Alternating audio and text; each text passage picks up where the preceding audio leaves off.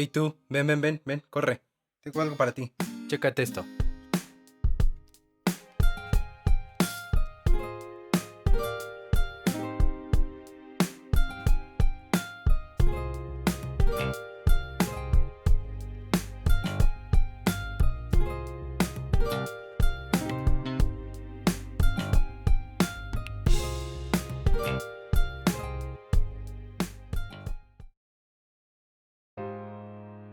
Psicología y tú. Un tiempo y un espacio dedicado al conocimiento propio, crecimiento personal y mejoramiento de tu relación con el entorno. Hoy, en este día, que te has encontrado con este video y has decidido verlo y escucharlo, te encontrarás con algunas sorpresas de ti mismo y con respecto a lo que te rodea. Me presento, soy Gamaliel Jiménez. Oh sí, un episodio más. Otro domingo aquí en Psicología y tú. ¿Cómo están? Espero que estén de lo mejor. Y bueno, pensemos en un nuevo tema, un análisis más de nuestro entorno. ¿Por qué la psicología no ha funcionado en México? ¿Qué es lo que está pasando? ¿Qué análisis debemos hacer con respecto a quiénes para entender por qué no está funcionando? Ustedes díganme. Bueno, no, en esta ocasión se los diré yo. El punto es que en este tercer capítulo de Psicología y tú aquí en YouTube abordaremos el tema y los diferentes factores de por qué la psicología en México no ha funcionado. Porque si bien para algunos la psicología les ha ayudado a sobrellevar algunas crisis, algunos temas particulares, y pues parecería que funciona, pero en un sentido muy macro de la población no ha sido así. Bueno, sin más choro, sin más preámbulos, empecemos con el tema. Intro, por favor.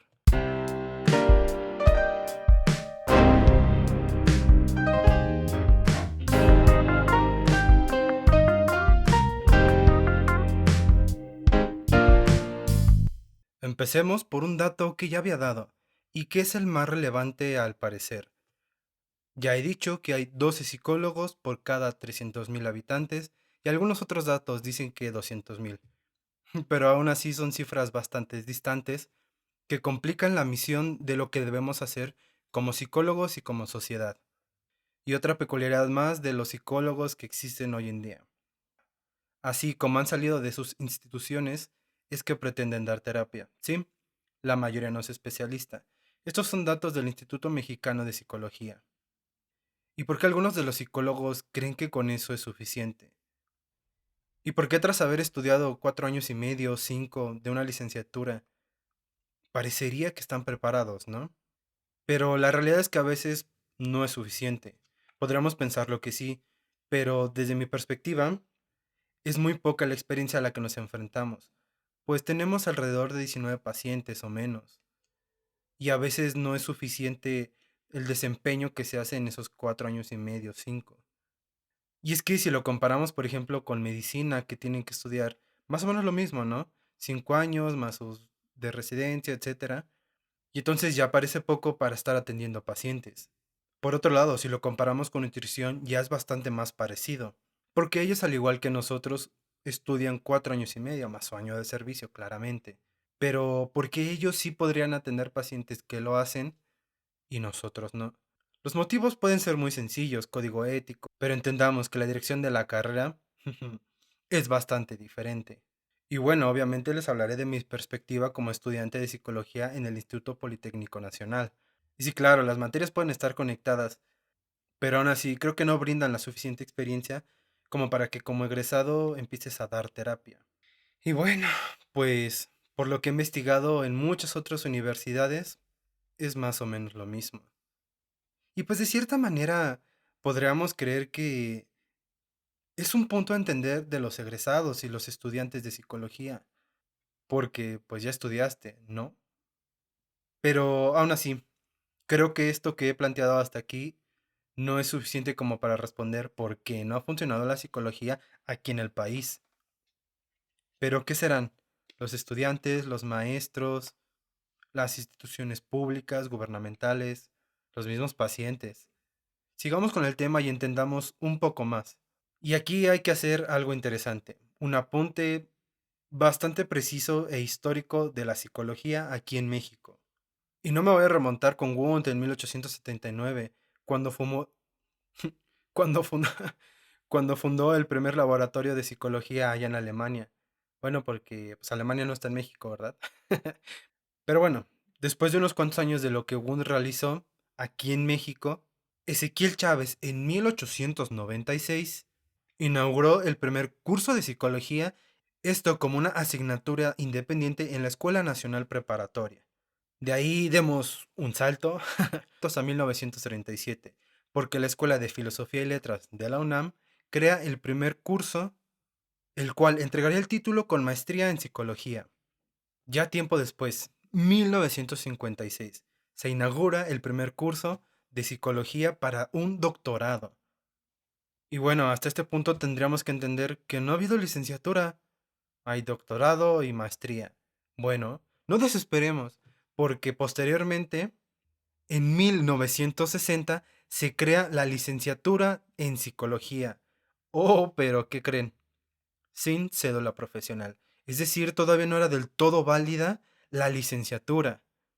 Pero bueno, muy poquito tiempo después, aunque no tanto, en 1974 es que se reconoce oficialmente la licenciatura en psicología aquí en México. Y entonces hasta aquí pensemos un poquito. La licenciatura en psicología se hizo oficial en 1974. ¿Hace cuánto tiempo es eso? Pues apenas son 47 años para mi bella carrera. Y quizás sí, podrían parecer bastantes, pero díganme si no, muchos de sus padres tienen más o menos esa edad. Y bueno, entonces lo que nos resulta de ese análisis es que posiblemente se hicieron algunas cosas mal. Quizás, quizás sí, quizás no. Pero sigamos con el tema y ahondemos un poco más en otras más de las razones. Hasta aquí, entendemos que la UNAM y el Politécnico son los que ofertan la licenciatura en psicología. Pero, aclaro aquí, no son las únicas instituciones que lo hacen. En México se estima que 2.500 escuelas son las que ofertan la licenciatura en psicología, entre ellos otros más posgrados, algunos cursos, etcétera. Claro, dentro de esto están escuelas públicas y privadas. Pero aquí un detalle que también nos puede preocupar un poco.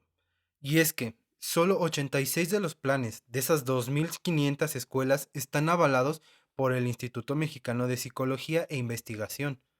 Y entonces, entre que es difícil entender cuál de todos esos programas es funcional, cuál escuela la está dando bien, qué escuelas son las que de verdad están haciendo un trabajo de desarrollar profesionales de la salud mental. Porque aparte de eso, pues muchas de ellas solo ofrecen diplomados, maestrías, doctorados, etcétera. Y díganme si no, ustedes se han topado con profesionales que de cierta manera creen que por cursar eso ya pueden dar terapia. No hablemos de los coach porque es otro tema, pero entendamos hasta aquí que es difícil poder aplicar todos los conocimientos necesarios en psicología, en la conducta humana, para la psique del humano, con tan solo un diplomado. No es posible. Ahora, pues sí, hasta aquí hemos hablado de los psicólogos, su formación, de medianamente de algunas autoridades, pero ¿qué hay con los pacientes? ¿Será que nada más los psicólogos intervienen en que funcione la terapia para las personas o los ciudadanos mexicanos?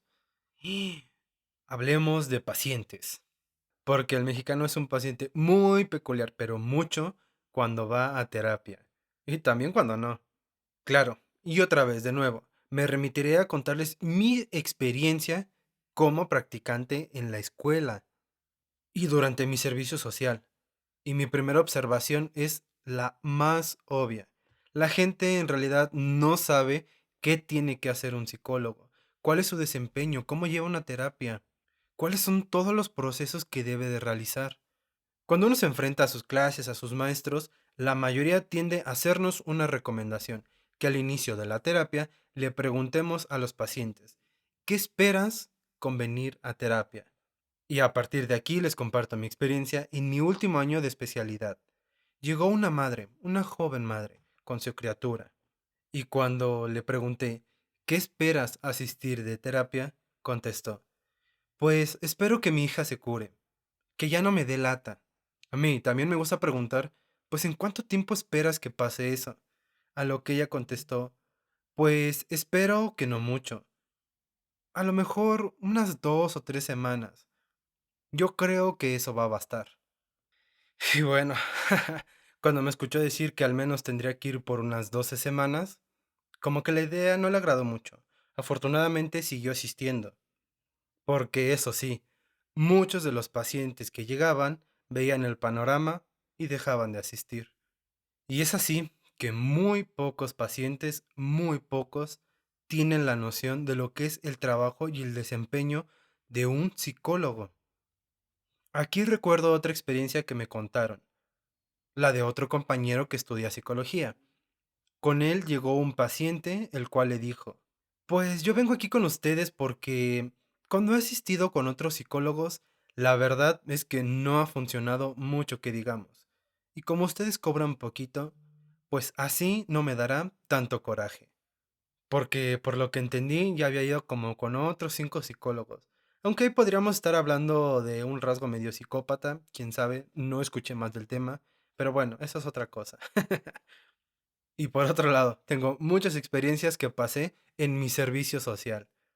Y ahí por lo general, como ya dije en algún momento, cuando tenía que cubrir algún grupo donde no había maestro, trataba de promocionar lo más que se pudiera la carrera.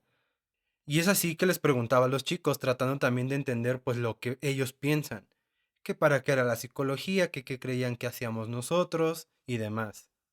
Y como se imaginarán, había opiniones y juicios de todo, desde los que decían que solo sacábamos dinero, ojalá fuera así, cuando no, no es posible, que solo regañamos a la gente, que damos consejos, ya saben, el clásico solo atendemos a los locos, y los más graciosos pues que leíamos mentes, cosa que no podemos hablar al respecto. Incluso algunos alumnos tenían una repulsión bastante grande hacia la psicología, hacia los profesionales. Bueno, esto debido a experiencias sumamente negativas que vivieron con otros terapeutas. Y bueno, hasta aquí parece que el principal factor somos los profesionales. Sí, tienen mucho que ver los pacientes y cómo son. Pero ¿en quién recae el problema entonces? Porque entendamos lo peculiar del mexicano. Siempre espera que todo sea resuelto por obra de magia, sin hacer mucho esfuerzo, que no le conlleve mucho tiempo incluso. Y bueno, son peculiaridades, pero... Y es que, por ejemplo, algunas veces cuando les dejábamos tareas a los pacientes, la hacían un día antes. Cuando son planeaciones que debes hacer día con día en la semana para notar cierto avance. Pero esas son las peculiaridades del mexicano. Aunque es curioso, a mí tanto que me gusta revisar las estadísticas, hay las que dicen que 4 de cada 5 mexicanos asisten a terapia y no les da miedo decirlo. Y cosa que no se refleja del todo, ¿o sí? Porque pues hay muchos trastornos y personas que no se desempeñan bien a lo largo de su vida, independientemente de todo lo que pudieran ser. Pero aquí lo interesante del mexicano, porque al mexicano le encanta mentir por convivir. Y entonces cuando llegan las encuestas, las entrevistas, es muy fácil que digan, ah, sí, sí, yo voy a terapia, he asistido a terapia y sí, con tal de estar en una entrevista o cuando le llegan a preguntar. Ay, mi mexicano, somos tan peculiares. Y pues a partir de aquí ya podemos sacar un par de conclusiones. Por un lado, la carrera es sumamente joven, apenas 57 años, pero también como un fiel creyente de la prevención, es que no se ha hecho un trabajo y una buena difusión de la licenciatura y de cómo debe ser un psicólogo. Porque a pesar de que hoy en día, en 2021, veamos uno que otra recomendación de asiste con el psicólogo, y cada vez es más común, lo vemos en la televisión, en el radio, hay muchos podcasts y canales dedicados a este tema. Y tal vez, sí, a partir de aquí es que comiencen a cambiar las cosas para el mexicano, pero todavía hay mucho trabajo que hacer. Y es que como algunas otras profesiones, otras carreras, a nosotros los psicólogos no nos enseñan a vender nuestra carrera. Y eso es algo difícil de entender. Y muchas veces cuando somos estudiantes sí promocionamos la carrera, pero una vez que somos egresados a la gran mayoría o a muchos, se les olvida que hay que hacer promoción y vender nuestra licenciatura, vender nuestros trabajos como psicólogos. Y no hablemos de marketing y otras cosas más específicas en ese tema, pero la labor de la prevención en diferentes áreas, bibliotecas, escuelas, institutos médicos, pues no están del todo bien impulsados. Y eso tal vez hablaríamos de otro tema del mexicano que le da flojera, que no quiere hacer, pero bueno, eso está sucediendo. Y la verdad no sé qué tanto sea hoy en día, pero algo que noté mucho como estudiante es la lucha que hay entre corrientes. Y no me refiero a que se pongan a pelear maestros con otros maestros de las diferentes corrientes, sino que, por ejemplo, el de cognitivo conductual siempre expresaba, ay, es que los de humanista no hacen nada, no sirve, o el psicoanálisis, y así diferentes corrientes cuando debería ser todo lo contrario. Las corrientes fueron creadas con el fin de abarcar un mayor abanico de personas, por sus personalidades, por sus formas de ser. Pero bueno, al menos eso parece que es en la vieja escuela. Y pues sí, como vamos viendo, falta muchísimo, pero muchísimo por hacer. A la población, a los psicólogos, a las autoridades, el gobierno, pero principalmente nosotros, como población y como psicólogos, porque tal vez no los pueda responsabilizar del todo, eso yo lo sé, pero esas cosas de querer andar yendo al perreíto a tomar, a hacer cosas que pues no son buenas para la salud mental y querer solucionarlo con eso, es un gran error. Y ahora sí, como sé que ya tienes muchas ganas porque Gamaliel te ha hablado y te ha dicho, ve a terapia y dices, sí, sí, voy a ir a terapia, quiero ir a terapia, te daré unos consejitos para que asistas con tu primer psicólogo. O si ya tienes uno y tal vez no está funcionando, encuentres uno mejor. Para empezar, necesitas considerar por qué debes ir a terapia. Si de verdad tienes que ir a terapia. Si te sientes triste, abrumado o con esa percepción de que algo no está bien, de que algo está haciendo daño y ya llevas mucho tiempo así, debes asistir con el psicólogo. Si tus emociones y pensamientos ya no los estás controlando tan fácil, te es muy difícil. Si te está resultando difícil hacer tus actividades diarias, te estás preocupando excesivamente por cualquier cosa, y estos mismos signos los puedes notar en alguien más y recomendarle, oye, te estoy notando de cierta manera, pues hay que ir a terapia, ¿no? Y a lo mejor te va a rechazar y te va a decir, no, no quiero ir a terapia, pero hacer la recomendación es lo prudente. Y tal vez en un momento más tranquilo, que no esté tan alterado y que no lo sienta como ataque, tome la decisión de asistir a terapia. Y ahora ya estás más consciente y sabes qué razones son las que te llevan a terapia. Es importante comenzar a buscar un buen terapeuta, pero necesitas cómo saber buscarlo. ¿Qué hace, qué no hace, cuánto debe durar la sesión, cuánto debe durar toda la terapia? Y bueno, a partir de aquí, el consejo más sencillo es que tu terapeuta tiene que tener una cédula profesional. Si bien eso no te va a decir que es un excelente y un maravilloso terapeuta, te va a decir que sus estudios son avalados por la SEP y por el Instituto Mexicano de Psicología en Educación e Investigación. Oye, oye, oye, pero ¿dónde puedo revisar su cédula profesional? Bueno, eso lo puedes hacer en la siguiente página, que de todos modos te la dejo aquí abajo en la cajita de comentarios. Y la página es cedulaprofesional.cep.gov.mx. Ahí vas a tener que meter los nombres del terapeuta con el cual quieres asistir y ya te va a decir si existe o no como profesional. O metes la cédula y te aparecerá si es que está registrado. Si no, pues huye de ahí. ¡Corre, perra, corre! Ahora, ya viste sus datos, si existe como psicólogo y si lo es, si lo estudió. ¿Qué otra cosa debes considerar? Su especialidad. Porque no es lo mismo que tú asistas con un profesional de la salud mental que está enfocado en relaciones de pareja, cuando tu problema es más solo tuyo. Si bien lo puede abordar, no es a lo que ha estado encaminado y su experiencia que le ayudaría a desarrollar un mejor trabajo. Y ya, encontraste un terapeuta que se inclina mucho al trabajo que tú vas a realizar con él. ¿Qué es lo siguiente? Entender cuál es el proceso del psicólogo. Tú puedes aclarar todas y cada una de tus dudas. Desde cuánto va a costar, cuánto va a durar, qué tienes que hacer, qué no tienes que hacer. Y tienes que tomar en cuenta estos aspectos que voy a decir a continuación al iniciar cualquier terapia con cualquier psicólogo. No se puede saltar a ninguno de ellos, ¿eh? Cualquier terapia psicológica tiene que iniciar con una evaluación. Y esta en promedio, dependiendo de tu problemática, es aproximadamente de unas 4 o 5 sesiones, no más. Tras haber hecho esta evaluación, el psicólogo debe darte un diagnóstico. Y no debe decirte algo muy rimbombante o que ni entiendas. No, debe decirte una aproximación para que tú entiendas desde qué punto vas a comenzar a trabajar. Y después debe hacerte una propuesta de tratamiento. Esto es sencillamente cómo van a llevar las sesiones, cómo van a hacer los trabajos que tengas que hacer y demás. Oye, Gama, pues ¿cuántas sesiones tengo que ir? A lo mejor me está viendo la cara y me quiere sacar dinero, como acabas de decir.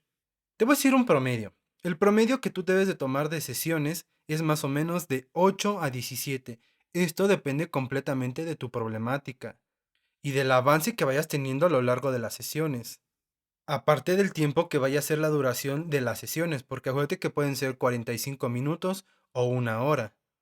Además, en ocasiones, dependiendo de la problemática con la que llegan los pacientes, se llegan a dar 2 sesiones por semana. Esto claramente lo debes aclarar con tu terapeuta y se deben de establecer acuerdos donde estén cómodos los dos, porque para nada debe ser totalitario o lo que diga el psicólogo o lo que diga el paciente. Es un acuerdo para beneficio de ambos y sobre todo para el tuyo, porque tú debes de tomar un montón de consideraciones, el tiempo de traslado, el gasto que vas a hacer, porque no solo es el gasto de la sesión, a lo mejor es el gasto de tu pasaje, etcétera. Contempla todo lo que tengas que contemplar para que tú puedas asistir de la mejor manera con el terapeuta y te mantengas a lo largo del tratamiento. Porque si tú lo interrumpes, pues a lo mejor un tiempo puede que estés bien, puede que estés sano, pero al final de cuentas puede que no termine siendo así y eso pues no te va a beneficiar en nada. Y sí, tal vez cuando lo contemples y pienses y veas todo el panorama digas, ay, es mucho dinero, es mucho tiempo, no puedo, no quiero hacerlo, es difícil para mí. Te voy a decir algo.